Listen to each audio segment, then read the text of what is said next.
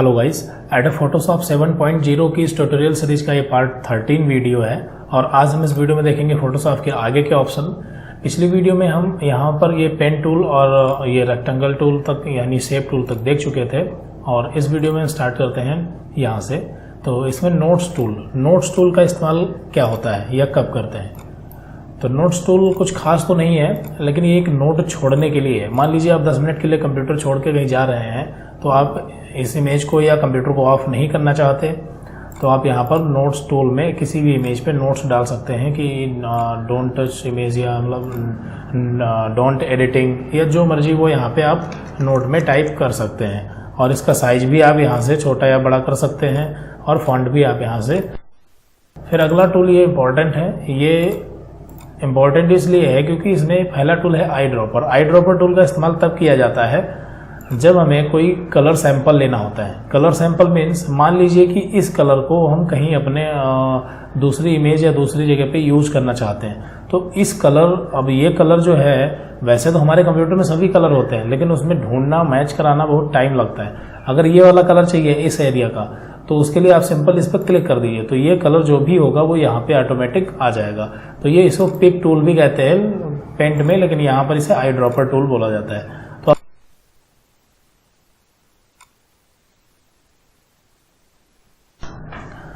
उसके बाद इसी में अगला टूल जो है वो है कलर सैंपल टूल। तो कलर सैंपल टूल का इस्तेमाल हम कब करते हैं, तो आई ड्रॉपर क्या करता है, ये कलर वहाँ पे डायरेक्टली सेट कर देता है जो भी कलर होता है। लेकिन जो कलर सैंपल टूल है ये कलर सेट नहीं करता है, बल्कि आप जानना चाहते हैं कि इस कलर में RGB यानी तीनों का कितना मिक्स है। क्योंकि हमें पता है कि जितने भी कंप्यूटर के कलर होते हैं वो RGB यानी रेड, ग्रीन, ब्लू तीन ही कलर से मिलके बने होते हैं।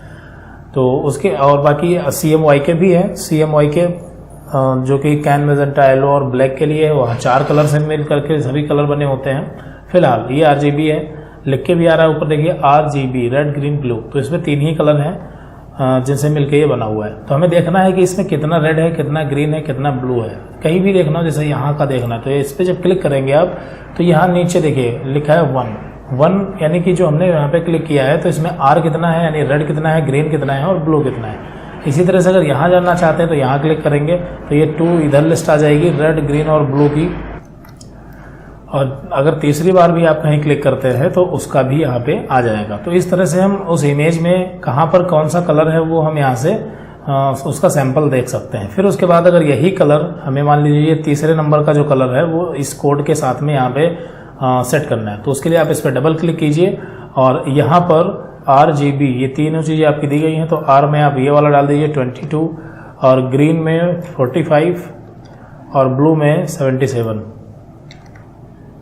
और फिर जब आप इसे ओके करेंगे तो आप देख पाएंगे जो 3 नंबर का जो यहाँ का कलर था वही यहाँ पर कलर सेट हो चुका है। तो इस तरह से हम कलर सैंपल लेकर के बहुत ही इसका अच्छे से इस्तेमाल कर सकते हैं। तो ये दोनों चीज़ें हो गई। अगला है मेजर टूल। मेजर टूल का इस्तेमाल हम करते हैं किसी भी इमेज को मेजर करने के लिए। जैसे आपकी ये पूरी इमेज है और हमें सिर्फ चेक करना है कि ये जो बीच में ये फ्लावर है येलो कलर का, मतलब इतना ही, इसका साइज चेक करना है। तो आप सिंपल यहाँ से यहाँ तक एक लाइन मेजर टूल से खींच दीजिए। तो जब आप लाइन यहाँ से यहाँ तक खींचेंगे तो आपको ऊपर यहाँ पे दिखाई देगा विड्थ और हाइट। तो हाइट ये दिखा रहा है 0.083। तो हाइट का कोई मतलब नहीं है। क्यों नहीं है? क्योंकि हम सिर्फ इसकी लंबाई यानी कि विड्थ जानना चाहते हैं। तो विड्थ हम देखेंगे कितनी है 2.181। इसकी यहाँ से यहाँ तक कितनी विड्थ है 2.181। अगर हाइट जानना चाहते हैं तो आप यहाँ से और यहाँ तक लाइन खींचिए तो ये आपको हाइट दिखाएगा। हाइट कितनी है 2.208 इस तरह से। तो ये विड्थ और हाइट हम पूरे फ्लोर की जानना चाहते हैं तो पूरा फ्लोर सेलेक्ट कर लेंगे, तो ये पूरे फ्लोर की जो है विड्थ दिखाई देगी। और हाइट के लिए हम इधर से खींचेंगे। तो इस तरह से हम विड्थ और हाइट जान सकते हैं इमेज में, किसी भी इमेज की या पार्ट की। एक सेकंड मैं इसको क्रॉप कर लेता हूं ताकि आपको थोड़ा अच्छे से क्लियर हो जाए। मैं इसको विड्थ जो है 1.25, 1.55, 300 जो पासपोर्ट साइज का होता है वो हमने डाल करके इस फोटो को क्रॉप कर लिया। तो अब हमें पता है कि ये फोटो को हम कितना भी जूम करें या कितना भी जूम माइनस कर दें उससे नहीं फर्क पड़ता। ये तो जूमिंग कम ज़्यादा कर रहे हैं। इसका जो साइज है वो तो हमारा वही है। विड्थ जो है वो 1.25 है और जो हाइट है वो 1.55 है। तो अगर इसको हम मेजर करें तो देखिए यहाँ पे मैं इसकी विड्थ मेजर करता हूँ यहाँ से यहाँ तक, तो देखिए कितनी दिखा रहा है 1.25, और अगर हाइट मेजर करते हैं पूरे इमेज की तो ये कितनी दिखा रहा है 1.55। अब अगर इसको हम जूम कर देते हैं तो कितना भी जूम कर दें, इसको थोड़ा ये इतना हो गया, ये देखिए मैंने जूम कर दिया, तब भी अगर हम इसकी विड्थ और हाइट देखेंगे तो उतनी ही दिखाएगा जितनी की पहले दिखा रहा था। ये देखिए अगर विड्थ और हाइट दोनों जानना हो एक साथ तो हम क्या करेंगे, तो हम सीधी लाइन नहीं खींचेंगे, कॉर्नर को खींचेंगे। तो कॉर्नर को खींचने से क्या होगा कि विड्थ और हाइट दोनों एक साथ दिखाएगा। तो आई थिंक समझ में आ गया होगा मेजर टूल। आगे बढ़ते हैं, अगला टूल है जूम और हैंड टूल। तो जूम यानी मैग्नीफायर, तो इससे आप इमेज को जूम कर सकते हैं। तो राइट क्लिक करके फिट ऑन स्क्रीन भी कर सकते हैं, और जिस एरिया को जूम करना है वहाँ पे क्लिक करके इसको जूम भी कर सकते हैं। जितनी बार क्लिक करेंगे ये आपका जूम होता जाएगा। और अगर आप एकदम से इतना सिलेक्शन करेंगे इस तरह से सिलेक्शन, तो वो ऑटोमेटिक आपके सामने जूम करके दे देगा। उसके बाद जब अगर जूम माइनस करना होता है तो यहाँ पे हम फिट ऑन स्क्रीन तो कर ही सकते हैं, बाकी माइनस का टूल लेकर के भी एक एक करके माइनस कर सकते हैं या प्लस कर सकते हैं। और इसकी शॉर्टकट की होती है कंट्रोल प्लस और कंट्रोल माइनस। नंबर वाला जो नंबर लॉक में प्लस माइनस होता है उसका इस्तेमाल करेंगे, कंट्रोल प्लस और कंट्रोल माइनस। उसके बाद जब जूम होता है यानी कि ये भी जूम है और इसे मूव करना है, तो यहाँ से तो हम मूव कर ही सकते हैं, लेकिन अगर हैंड टूल से चाहें तो हैंड टूल से भी हम मूव करा सकते हैं इस तरह से। और जब हम जूम करते हैं तो हैंड टूल की शॉर्ट की स्पेस बटन होती है, यानी कि अगर हमने इसको जूम किया है और इसे मूव करना है तो स्पेस बटन आप दबा लीजिए, यानी दबा के छोड़ना नहीं है बल्कि दबाए रखना है। स्पेस बटन आप दबाए रखेंगे तब तक ये हैंड टूल आपके सामने होगा और इस तरह से आप मूव कर सकते हो। जैसे ही आप स्पेस छोड़ेंगे वापस से जो भी टूल आपके पास होगा वो आ जाएगा। तो आई थिंक ये दोनों ऑप्शन, चारों ऑप्शन क्लियर हो गए होंगे। ये दोनों कलर के लिए होते हैं। जो पहला कलर है ये होता है फिल कलर के लिए यानी भरने के लिए, और जो पीछे वाला कलर होता है ये होता है बैकग्राउंड के लिए। तो मान लीजिए कि हमें बैकग्राउंड में, एक सेकंड में यहाँ पे कलर सेट कर देता हूँ, ये रेड कलर सेट कर लिया हमने, और ये जो रेड कलर है वो हमें बैकग्राउंड में चाहिए, और जो बैकग्राउंड में है यहाँ पे मैं ग्रीन या ब्लू सेलेक्ट कर लेता हूँ, मतलब बैकग्राउंड वाला कलर मुझे फिल में चाहिए, मतलब कलर एक्सचेंज करने हैं। तो आप सिंपल इस पर क्लिक करेंगे तो कलर जो होंगे वो एक्सचेंज हो जाएंगे। अब फिल में आपका ब्लू होगा और बैकग्राउंड में आपका रेड होगा, तो कलर भी हम एक्सचेंज कर सकते हैं। तो ये हो गया। अगला ऑप्शन है यहाँ पे, ये जो मोड है अभी करंट टाइम में एडिट इन स्टैंडर्ड मोड, ये भी स्टैंडर्ड मोड लगा हुआ है। और जो अगला मोड है ये आपका है क्विक मास्क, ये देखिए edit in quick mask mode. तो इसमें दोनों में डिफरेंस क्या है, तो अभी तो स्टैंडर्ड लगा हुआ है, स्टैंडर्ड मोड में हम जो भी एडिटिंग करते हैं वो एक्चुअल में दिखाई देती हैं क्लियरली। और जो मास्क टूल होता है यानी quick mask tool, quick mask mode, तो जब आप इसको ऑन कर लेंगे तो इससे होगा ये कि जब भी आप यहाँ पे ब्रश वगैरह चलाते हैं या जो भी आप काम करेंगे तो ये एक सिलेक्शन बना के देगा। जैसे देखिए यहाँ पर मैंने इतना सेलेक्ट कर लिया, मतलब ब्रश चलाया, और फिर उसके बाद जब भी आप वापस नॉर्मल मोड में जाएंगे तो ये एक सिलेक्शन बना देगा। ये क्या कर रहा है, तो ये तो पता हो गया कि यहाँ पे सिलेक्शन बन रहा है। अब ये काम कैसे कर रहा है ये देखते हैं। तो जब हम यहाँ पे मास्क मोड में जाते हैं, मास्क मोड में, फिर उसके बाद जब हम ब्रश चलाते हैं तो जितने एरिया पे हम ब्रश चलाते हैं यहाँ पर,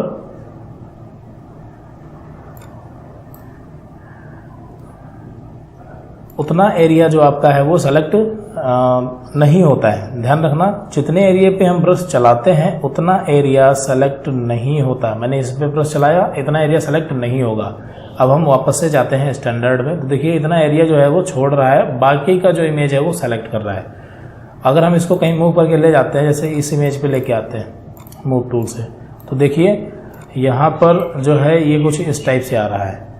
तो यहाँ पे जो मास्क टूल होता है वो जितने एरिया में हमने ब्रश चलाया है उस पर कुछ इस टाइप का इफेक्ट देता है, ट्रांसपेरेंट कर देता है उस एरिया को। इसका कोई खास इस्तेमाल नहीं है, फिर भी अगर आपको कहीं इसका इस्तेमाल लगता है तो आप इसका इस्तेमाल कर सकते हैं। उसके बाद अगला टूल देखते हैं। अगला टूल है यहाँ पर, ये आपके 3 टूल हैं। तो जो फर्स्ट वाला अभी लगा हुआ है नॉर्मल, और पहले इसको मैं स्टैंडर्ड मोड में कर लेता हूँ। और जो सेकंड वाले में होता है ये फुल स्क्रीन में आपको इमेज को कर देगा, और जो थर्ड वाला होता है ये कुछ इस तरीके से फुल स्क्रीन में कर देगा, और आपके जो ऑप्शन है वो हट जाएंगे। मेनू जो ऊपर फाइल एडिट आ रहे थे वो अभी नहीं आ रहे। ये नॉर्मल मोड हो गया और ये इस तरह से। तो ये तीनों का इस्तेमाल आप कर सकते हैं। फुल स्क्रीन और बिल्कुल फुल स्क्रीन हो जाएगा, इन तीनों के नाम अगर आप पता करने तो माउस को थोड़ी देर आप उस पर रखेंगे तो ये लिख के आएगा स्टैंडर्ड स्क्रीन मोड और फुल स्क्रीन मोड और फुल स्क्रीन मोड। ये फुल स्क्रीन मोड विद मेनू बार है और ये विदाउट मेनू बार है। तो नॉर्मली ये हमारे पास होता है स्टैंडर्ड वाला। तो ये तीनों ऑप्शन हो गए। लास्ट में जो आपका ऑप्शन दिख रहा है ये दोनों एक ही ऑप्शन है। इसका मतलब है कि ये कह रहा है कि इस पर जंप करो, यानी इस पर जाना है और ये ऑप्शन है। तो ये है क्या? तो अभी जो हम पढ़ रहे हैं ये फोटोशॉप है और जब हम इस पर क्लिक करेंगे तो एक नया चैप्टर ओपन होगा जिसका नाम है एडोब इमेज रेडी। तो इमेज रेडी से हम क्या करते हैं, इमेज रेडी का इस्तेमाल हम करते हैं एनिमेशन फोटो बनाने के लिए। एनिमेशन फोटो क्या होते हैं ये तो आपको पता ही होगा, जो GIF इमेजेस होती हैं एनिमेशन फोटो, तो वो आपके एनिमेशन फोटो होते हैं। तो वो हम एनिमेशन फोटो कैसे बनाते हैं वो हम अगली वीडियो से देखेंगे और कई सारे उसमें हम प्रोजेक्ट भी देखेंगे एनिमेशन पे कि एनिमेशन को कैसे क्रिएट किया जाता है, कैसे बनाया जाता है। तो एनिमेशन फोटो बनाना हम अगली वीडियो से देखेंगे। फिलहाल अभी इसको हम बंद किए दे रहे हैं। ये एडोब इमेज रेडी है, इसको हमने बंद कर दिया। तो वापस इमेज रेडी पे जाने के लिए यहाँ पे क्लिक करते हैं तो ये इमेज रेडी पे हम पहुंच जाते हैं और जो फोटो को हमने सेलेक्ट कर रखा है वो इमेज भी यानी वो फोटो भी इमेज रेडी पर आ जाती है कुछ इस तरह से। तो यहाँ पर ये जो टूल के ऑप्शन है ये सारे इस वीडियो में हम क्लियर हो चुके हैं और बाकी कुछ और इम्पोर्टेंट ऑप्शन है वो भी हम इस वीडियो में कवर कर लेते हैं। तो यहाँ पर जैसे फाइल में अभी तक हमने शायद सेव करना नहीं बताया कि इमेज को सेव कैसे करते हैं। तो उससे पहले एक चीज़ यहाँ पर सेलेक्ट में एक ऑप्शन होता है इनवर्स, इसका इस्तेमाल थोड़ा सा देख लेते हैं क्या होता है। तो मान लीजिए कि हमें इस फोटो को सेलेक्ट करना है, तो हमें पता है कि हम यहाँ पे मैग्नेटिक लेसो टूल का इस्तेमाल करते हुए इस फोटो को इस तरह से पूरा सेलेक्ट कर सकते हैं, लेकिन इसमें टाइम लगेगा।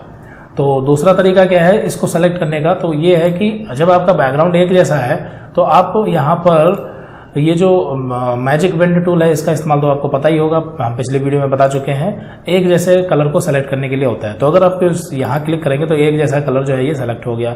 अगर आप इसको भी सेलेक्ट करना चाहते हैं तो इसको सेलेक्ट करेंगे तो ये हट जाएगा।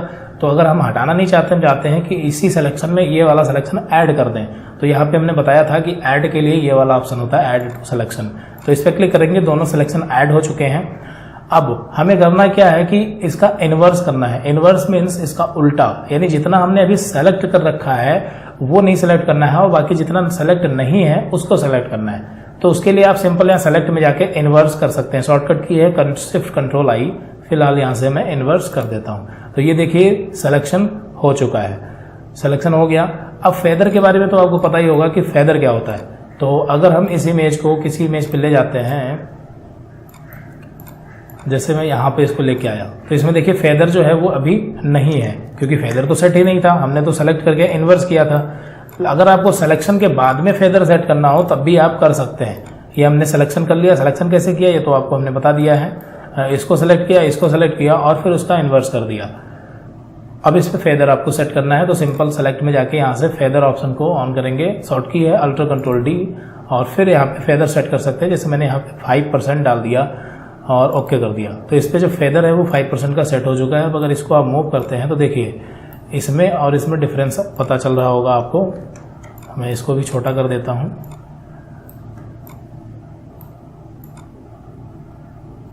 ये देखिए इस इमेज का जो बॉर्डर है वो एकदम क्लियर नज़र आ रहा है, जबकि इसका थोड़ा सा स्मूथ है।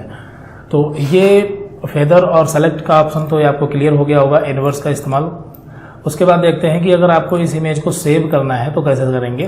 तो सेव करेंगे जब फाइल में जाके, इसे हम हमेशा सेव या सेव नहीं करेंगे क्योंकि सेव करने से क्या होगा कि ये जो एक्चुअल इमेज है वो चेंज हो जाएगी। इसलिए हम क्या करेंगे, इमेज को सेव एज करेंगे। तो सेव एज करने के बाद आप इस इमेज को कहाँ सेव करना चाहते हैं, डेस्कटॉप पे, तो डेस्कटॉप सेट करेंगे।